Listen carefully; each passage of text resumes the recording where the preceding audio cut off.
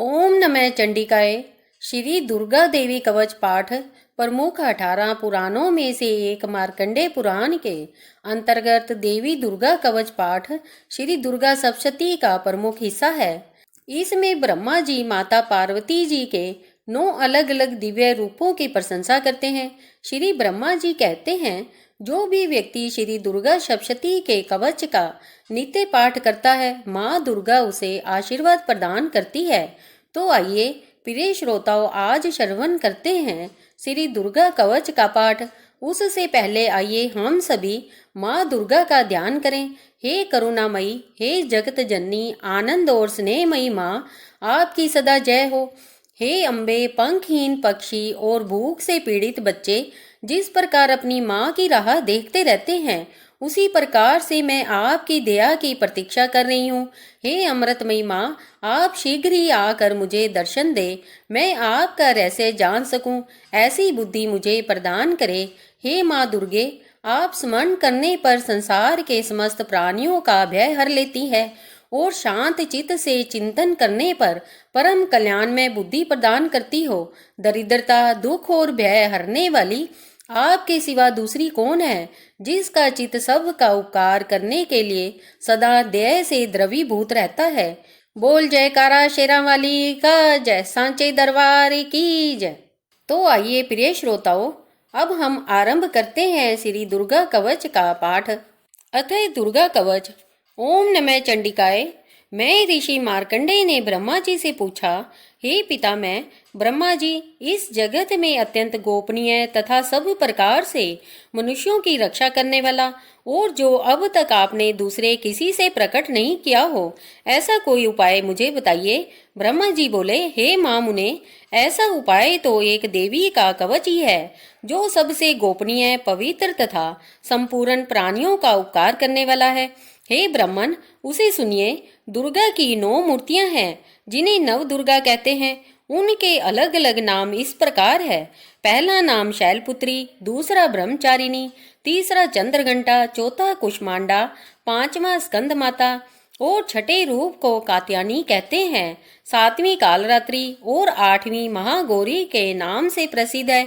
9वीं सिद्धिदात्री है। श्री दुर्गा के ये 9 प्रसिद्ध नाम हैं। ये सब नाम ब्रह्मा जी द्वारा ही कहे हुए हैं।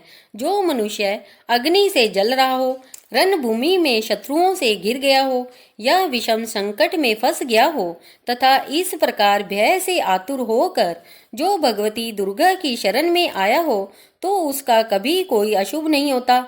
युद्ध के समय संकट पड़ने पर भी उसके ऊपर कोई आपत्ति दिखाई नहीं देती। उसे शोक, दुख और भय नहीं होते। जिन्होंने भक्ति पूर्वक देवी का चिंतन किया है, उनका निश्चय ही उत्थान होता है। हे देवेश्वरी, जो तुम्हारा स्मरण करते हैं, उनकी तुम निसंदेह रक्षा करती हो। चामुंडा देवी प्रेत पर चढ़ी है। बारी का वाहन वैंसा है। इंद्री का वाहन हाथी है। वैष्णवी देवी का गरुड़ ही आसन है। महेश्वरी वृषभ पर आरूढ़ है। कुमारी का वाहन मोर है। लक्ष्मी देवी कमल के आसन पर स्थित है और हाथों में कमल लिए हुए हैं। वृषभ पर आसीन ऐश्वरी देवी ने श्वेत रूप धारण कर रखा है। ब्रह्मी देवी हंस पर बैठी हुई है और सब प्रकार के आभूषणों से अलंकृत है। इस प्रकार ये सभी माताएं सब प्रकार के आभूषणों से युक्त है। ये देवियां अनेक प्रकार के आभूषणों से युक्त तथा अनेक प्रकार के रत्नों से सुशोभित है। क्रोध में भरी हुई रथ पर बैठी दिखाई देती है। शंख, चक्र, गदा, शक्ति, हल और मुसल, खेटक और तोमर, परशु तथा पाश, कुंत और त्रिशूल तथा उत्तम शारंग धनुष आदि अस्त्र शस्त्र अपने हाथों में धारण किए हुए हैं। उनका उद्देश्य है दैत्यों के शरीर का नाश करना, भक्तों को अभय दान देना और देवताओं का कल्याण करना। महान रौद्र रूप, अत्यंत घोर पराक्रम, महान बल और चढ़े हुए उत्साह वाली हे देवी, तुम महान भय का नाश करने वाली हो। तुम्हारी ओर देखना भी कठिन है। शत्रुओं का भय बढ़ाने वाली दुर्गे, मेरी रक्षा करो। पूर्व दिशा में इंद्री नाम से कही जाने वाली इंद्र शक्ति, मेरी रक्षा करे। अग्नि कोण में अग्नि शक्ति, दक्षिण दिशा में बारी तथा नृत्य कोण में खड़गधारिणी मेरी रक्षा करे। पश्चिम दिशा में वरुण शक्ति और वायव्य कोण में मृग पर सवारी करने वाली देवी मेरी रक्षा करे। उत्तर दिशा में कौमारी और ईशान कोण में त्रिशूल धारण करने वाली शूल धारणी देवी मेरी रक्षा करे। ब्राह्मणी ऊपर की तरफ से मेरी रक्षा करे और वैष्णवी देवी नीचे की ओर रक्षा करे। इसी प्रकार शव को अपनी सवारी बनाने वाली चामुंडा देवी दशों दिशाओं में मेरी रक्षा करे। जया मेरे अग्रभाग की और विजा पीछे की ओर से रक्षा करे। वाम भाग की अजीता और दक्षिण भाग में अपराजिता मेरी रक्षा करे। अगोतनी शिखा की रक्षा करे और उमा मुर्दा स्थान की रक्षा करे। ललाट में मालाधारी बचावे और यशस्विनी देवी मेरी बहुओं को बचावे। बहुओं के बीच में त्रिनेत्रा और नासिका की यम घंटा देवी रक्षा करे।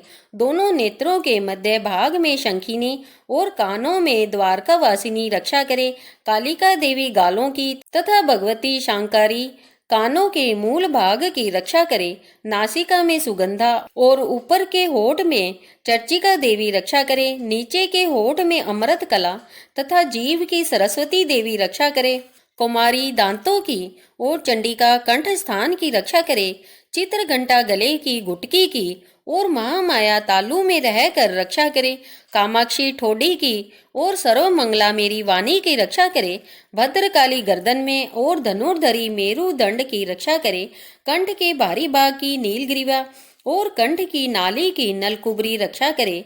दोनों कंधों में खड़गनी और मेरी दोनों भुजाओं की रक्षा वज्रधारिणी करे। दोनों हाथों की दंडनी और उंगलियों की अंबिका देवी रक्षा करे। सुलेश्वरी नखों की रक्षा करे। कुलेश्वरी कोख में रहकर रक्षा करे। महादेवी दोनों स्तनों की और शोक विनाशिनी देवी मन की रक्षा करे।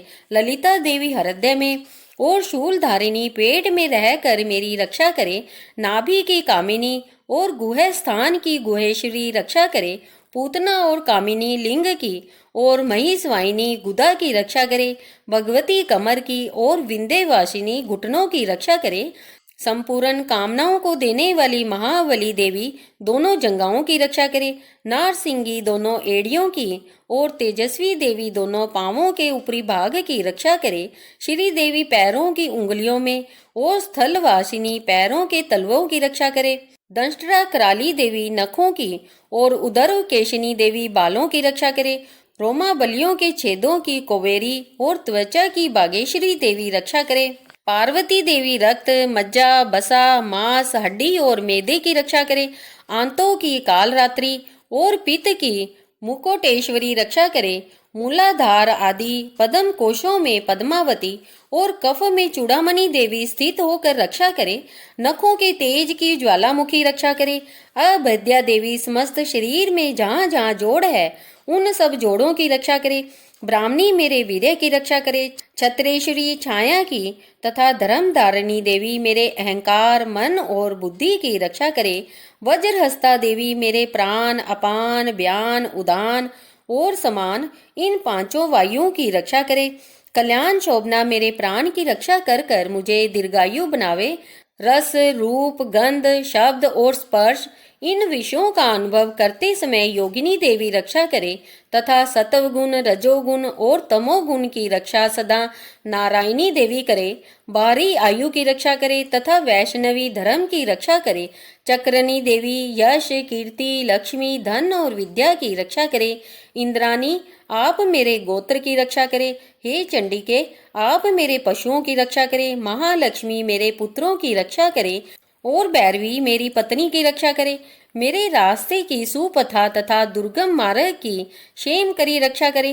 राजा के दरबार में महालक्ष्मी रक्षा करे तथा सब और व्याप्त रहने वाली विजया देवी सब प्रकार से मेरी रक्षा करे। हे देवी जो स्थान इस कवच पाठ में नहीं कहा गया है अतएव रक्षा से रहित है वह सब तुम्हारे द्वारा सुरक्षित हो क्योंकि तुम विजयशालिनी और पाप नाशिनी हो। यदि अपने आप का भला चाहे तो मनुष्य बिना कवच के कहीं एक पग भी न जाए। कवच का पाठ कर कर ही यात्रा करे। नित्य कवच के पाठ के बाद सब ओर से ही सुरक्षित मनुष्य जहाँ जहाँ भी जाता है वहाँ वहाँ उसे धन लाभ होता है तथा सारी कामनाओं की सिद्धि करने वाली विजय की प्राप्ति होती है। वह जिस जिस अभीष्ट वस्तु का चिंतन करता है उसको निश्चय ही प्राप्त करता है। वह पुरुष इस पृथ्वी पर अतुलनीय महान ऐश्वर्य का भागी होता है।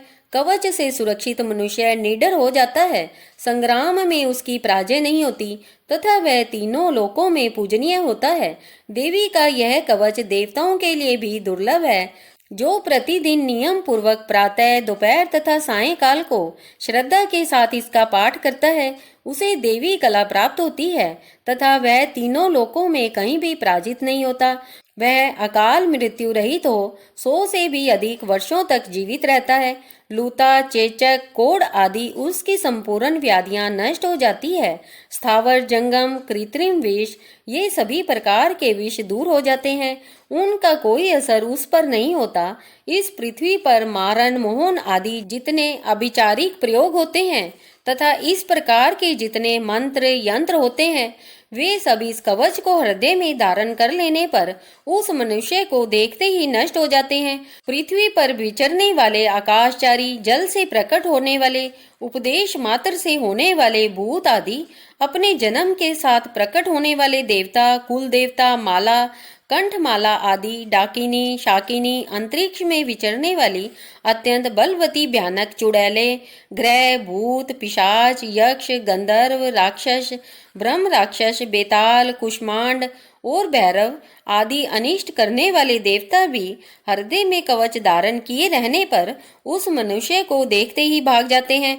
कवचधारी पुरुष को राज्य से सम्मान और उन्नति की प्राप्ति होती है।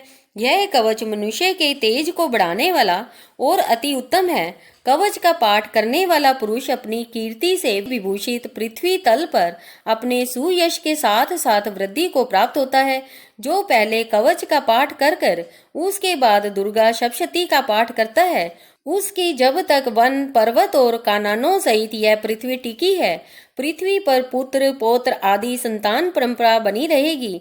फिर देहांत होने पर वह मनुष्य भगवती महामाया के प्रसाद से उस नित्य परम पद को प्राप्त होता है जो देवताओं के लिए भी दुर्लभ है। वह सुंदर दिव्य रूप धारण करता और कल्याण में शंकर के साथ आनंद का भागी होता है। श्री दुर्गा कवच पाठ समाप्त। आइए हम सब मिलकर माँ दुर्गा से क्षमा याचना करें।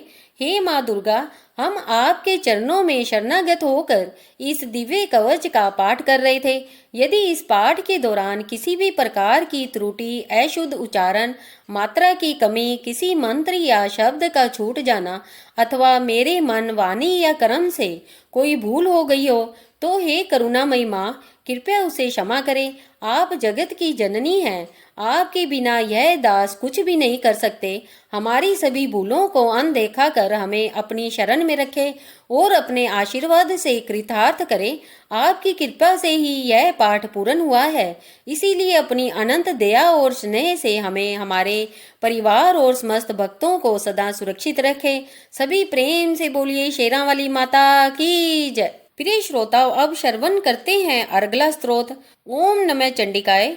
मार्कंडेय जी कहते हैं, जयंती, मंगला, काली, भद्रकाली, कपालिनी, दुर्गा, क्षमा, शिवा, धात्री, स्वाहा और स्वधा, इन नामों से प्रसिद्ध जगदम्बिके, तुम्हें मेरा नमस्कार हो। देवी चामुंडे, तुम्हारी जय हो। संपूर्ण प्राणियों की पीड़ा हरने वाली देवी, तुम्हारी सदा जय हो। सब में व्याप्त रहने वाली देवी, तुम्हारी जय हो। हे कालरात्रि, तुम्हें नमस्कार है। मधु और कैटव का हनन करने वाली तथा ब्रह्मा जी को वरदान देने वाली देवी, तुम्हें नमस्कार है। तुम मुझे रूप दो, जय दो, यश दो और मेरे शत्रुओं का नाश करो। महिषासुर का वध करने वाली तथा भक्तों को सुख देने वाली हे देवी, तुम्हें नमस्कार है। तुम रूप दो, जय दो, यश दो और शत्रुओं का नाश करो। रक्त बीज का वध और चंड मुंड का नाश करने वाली हे देवी, तुम रूप दो, जय दो, यश दो और शत्रुओं का संहार करो। शुंभ और निशुंभ तथा धूम्राक्ष का नाश करने वाली देवी, तुम रूप दो, जय दो, यश दो और शत्रुओं का नाश करो। सबके द्वारा पूजित युगल चरणों वाली तथा परम सौभाग्य प्रदान करने वाली हे देवी, तुम रूप दो, जय दो, यश दो और शत्रुओं का नाश करो। पापों को दूर करने वाली चंडिके, जो भक्ति पूर्वक तुम्हारे चरणों में मस्तक झुकाते हैं, उन्हें सर्वदा रूप दो, जय दो, यश दो और शत्रुओं का नाश करो। रोगों का नाश करने वाली चंडिके, जो श्रद्धा पूर्वक तुम्हारी स्तुति करते हैं, उन्हें रूप दो, जय दो, यश दो और शत्रुओं का नाश करो। चंडिके, इस संसार में जो भक्ति पूर्वक तुम्हारी आराधना करते हैं, उन्हें रूप दो, जय दो, यश दो और शत्रुओं का नाश करो। मुझे सौभाग्य व आरोग्य दो, परम सुख दो, रूप दो, जय दो, यश दो और शत्रुओं का नाश करो। जो मुझसे द्वेष रखते हो, उनका नाश और मेरे बल की वृद्धि करो। रूप दो, जय दो, यश दो और शत्रुओं का नाश करो। हे देवी, मेरा कल्याण करो, मुझे उत्तम धन संपत्ति प्रदान करो। रूप दो, जय दो, यश दो और शत्रुओं का नाश करो। हे अंबिके, देवता और असुर दोनों ही अपने माथे के मुकुट की मणियों को तुम्हारे चरणों पर घिसते हैं, अर्थात तुम्हारे चरणों पर शीश झुकाते हैं। हे देवी, रूप दो, जय दो, यश दो और शत्रुओं का नाश करो। अपने भक्त को विद्वान, यशस्वी और लक्ष्मीवान बनाओ तथा रूप दो, जय दो, यश दो और शत्रुओं का नाश करो। प्रचंड दैत्यों के घमंड को चूर्णित करने वाली चंडिके, मुझ शरणागत को रूप दो, जय दो, यश दो और शत्रुओं का नाश करो। हे चतुरानन, ब्रह्मा जी के द्वारा वंदित चार भुजाओं वाली परमेश्वरी, रूप दो, जय दो, यश दो और शत्रुओं का नाश करो। हे देवी अंबिके, भगवान कृष्ण द्वारा नित्य निरंतर भक्ति पूर्वक तुम्हारी स्तुति की गई है। तुम रूप दो, जय दो, यश दो और शत्रुओं का नाश करो। हिमाचल कन्या पार्वती के पति महादेव जी द्वारा वंदित परमेश्वरी, तुम रूप दो, जय दो, यश दो और शत्रुओं का नाश करो। इंद्र के द्वारा सद्भाव से पूजित परमेश्वरी, तुम रूप दो, जय दो, यश दो और शत्रुओं का नाश करो। प्रचंड भुज दंडों वाले दैत्यों का घमंड चूर करने वाली देवी, रूप दो, जय दो, यश दो और शत्रुओं का नाश करो। देवी अंबिके, तुम निरंतर भक्ति करने वाले भक्त जनों को आनंद प्रदान करती हो। मुझे रूप दो, जय दो, यश दो और शत्रुओं का नाश करो। मन की इच्छा के अनुसार चलने वाली, दुर्गम संसार से तारने वाली तथा उत्तम कुल में उत्पन्न हुई मनोरमा पत्नी प्रदान करो। जो मनुष्य इस स्त्रोत का पाठ कर कर सप्तशती का पाठ करता है, वह सप्तशती की जप संख्या से मिलने वाले श्रेष्ठ फल को प्राप्त होता है और संपत्ति प्राप्त कर लेता है। इति अर्गला स्त्रोत समाप्त। प्रिय श्रोताओं, अब हम श्रवण करते हैं कीलक स्त्रोत। ओम नमः चंडिकाय। मार्कंडेय जी कहते हैं, विशुद्ध ज्ञान ही जिनका शरीर है, तीनों वेद ही जिनके तीन दिव्य चक्षु है, जो सुख प्राप्ति हेतु है तथा अपने मस्तक पर अर्धचंद्र का मुकुट धारण करते हैं, उन भगवान शिव को नमस्कार है। मंत्रों का जो अभिकीलक है, अर्थात मंत्रों की सिद्धि में विघ्न बाधा उपस्थित करने वाली शाप रूपी कीलक का जो निवारण करने वाला है, उस स्त्रोत को संपूर्ण रूप से जानना व समझना चाहिए। यद्यपि सप्तशती के अतिरिक्त अन्य मंत्रों के जप में भी जो सतत लगा रहता है, वह भी कल्याण का भागी होता है। उसके भी उच्चाटन आदि कर्म सिद्ध होते हैं तथा उसे भी समस्त दुर्लभ पदार्थों व वस्तुओं की प्राप्ति हो जाती है। तथापि जो केवल इस स्त्रोत से ही देवी की स्तुति करते हैं, उनकी स्तुति मात्र से देवी सिद्ध हो जाती है। उन्हें अपनी कार्य सिद्धि के लिए मंत्र, औषधि तथा अन्य किसी साधन के प्रयोजन की आवश्यकता नहीं रहती। बिना जप के ही उनके उच्चाटन आदि समस्त आभिचारिक कर्म सिद्ध हो जाते हैं। इतना ही नहीं, उनकी संपूर्ण अभीष्ट वस्तुएं भी सिद्ध होती है। लोगों के मन में यह शंका थी कि जब केवल सप्तशती की उपासना से अथवा सप्तशती को छोड़कर अन्य मंत्रों की उपासना से भी समान रूप से सब कार्य सिद्ध होते हैं, तब इनमें श्रेष्ठ कौन सा साधन है। लोगों की इस शंका को सामने रखकर भगवान शंकर ने अपने पास आए हुए जिज्ञासुओं को समझाया कि यह सप्तशती नामक संपूर्ण स्त्रोत ही सर्वश्रेष्ठ एवं कल्याणमय है। तदंतर भगवती चंडिका के सप्तशती नामक स्त्रोत को महादेव जी ने गुप्त कर दिया। इसके पाठ से कभी न समाप्त होने वाले पुण्य की प्राप्ति होती है। अन्य मंत्रों का जाप करने वाला पुरुष भी यदि इस स्तोत्र के जप का अनुष्ठान कर ले तो वह भी पूर्ण रूप से कल्याण का भागी होता है। इसमें नाम मात्र भी संदेह नहीं है। जो साधक कृष्ण पक्ष की चतुर्दशी अथवा अष्टमी को एकाग्र मन से भगवती की सेवा में अपना सर्वस्व समर्पित कर देता है और फिर उसे प्रसाद रूप में ग्रहण करता है, उसी पर भगवती प्रसन्न होती है, अन्यथा नहीं। इसी प्रकार सिद्धि के प्रतिबंधक रूप किलक के द्वारा महादेव जी ने इस स्त्रोत को किलत कर रखा है। जो पूर्व कथित रीति से निष्किलन कर कर इस सप्तशती स्त्रोत का प्रतिदिन स्पष्ट उच्चारण पूर्वक पाठ करता है वह मनुष्य सिद्ध हो जाता है, वह देवी का पार्षद होता है और वही गंधर्व भी होता है। सर्वत्र विचरते रहने पर भी इस संसार में उसे कहीं भी भय नहीं होता, वह अपमृत्यु के वश में नहीं पड़ता तथा शरीर त्यागने के लिए मोक्ष पद प्राप्त कर लेता है। अतः कीलन को जानकर उसका परिहार कर कर ही सप्तशती का पाठ आरंभ करे। जो ऐसा नहीं करता उसका नाश हो जाता है। इसलिए कीलक और निष्कीलन का ज्ञान प्राप्त करने पर ही स्त्रोत निर्दोष होता है और विद्वान पुरुष इस निर्दोष स्त्रोत का ही पाठ आरंभ करते हैं। स्त्रियों में जो कुछ भी सौभाग्य आदि दृष्टि गोचर होता है वह सब देवी के प्रसाद का ही फल है।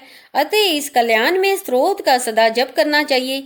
इस स्त्रोत का मंद स्वर से पाठ करने पर अल्प फल की प्राप्ति होती है तथा उच्च स्वर से ही इसका पाठ आरंभ करना चाहिए, जिसके प्रसाद से ऐश्वर्य, सौभाग्य, आरोग्य, सुख, संपत्ति, समृद्धि, शत्रुनाश तथा परम मोक्ष की भी सिद्धि होती है। उस कल्याण में जगदम्बा की स्तुति मनुष्य को अवश्य करनी चाहिए। इति किलक स्तोत्र संपूर्णम। इस प्रकार से किलक स्तोत्र समाप्त हुआ। अगली वीडियो में हम दुर्गा सप्तशती के अध्याय श्रवण करेंगे, उन्हें अवश्य सुनिएगा। इस वीडियो को अंत तक देखने के लिए आप सभी का धन्यवाद। बोलो माता रानी की जय।